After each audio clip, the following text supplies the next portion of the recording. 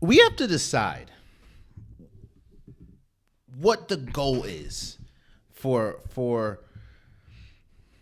growth. Are we proponents of growth, or are we not? That question, that statement was put on display more than ever this week last week when Deion Sanders accepted the job or accepted the position for the new head coaching job. Well, accepted the position as a new head coach for the Colorado football team. Of course, that means he's leaving or left Jackson State University, which he was there for a couple years. They did win their championship or their conference championship. So the question is, what do we want? You see, I talk about a lot.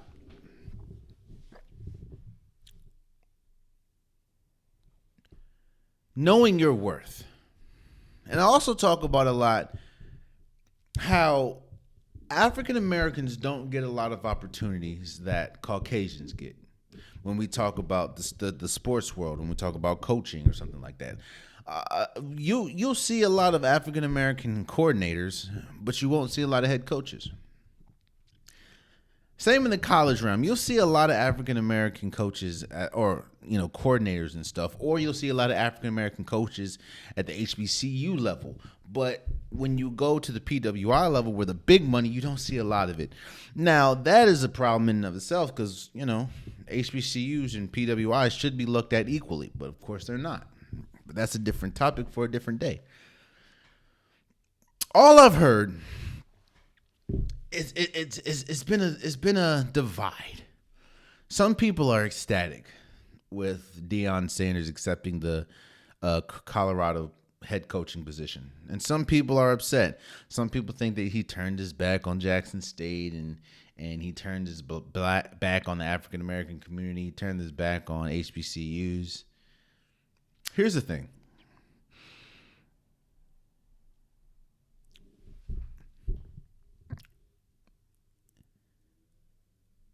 Not everyone. How do I say this? I'm happy for Deion Sanders, man. It's unfortunate that Jackson State wasn't able to pay him what Colorado is able to pay him, which actually it looks like Colorado probably can't even afford that, but I don't know. But I'm almost sure if Jackson State could afford it, he would be there.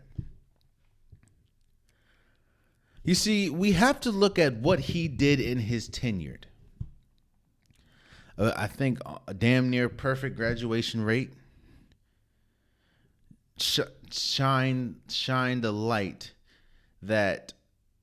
because his light is so bright. Because Deion Sanders' light is so bright, they were able to shine a light on HBCUs in general.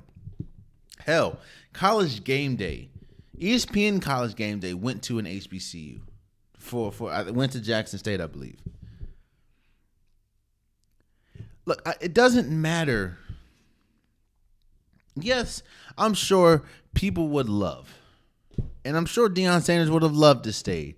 But what are we in the head coaching business for? To grow, to elevate, to grow kids, to be around the sport that you love, and he's still able to do that out of Colorado. No, it's not Jackson State, but he left Jackson State a better place, and that is all you can ask for from somebody. Look, I'm not caping for Deion Sanders, but I do think it's crazy that people say, like, he turned his back on the HBCU and, all the HBCU did for him, and look, how is he going to look? We see coaches move all the time. That's what it is. I think Deion Sanders had a very successful tenure at Jackson State because it's 10 times better than it was before he got there. People saying he pimped out Jackson State. How? You think Deion Sanders needs Jackson State? Deion Sanders. Or needed Jackson State? I think two things can be said. While you may be disappointed that he left, doesn't mean that he didn't have a positive impact when he was there. And I think he'll have a good impact at Colorado. Colorado ain't seen a winning season in a minute. Been one of the laughing stocks of the Pac-12 for a good while. They have a storied history, but the last couple decades has been tough.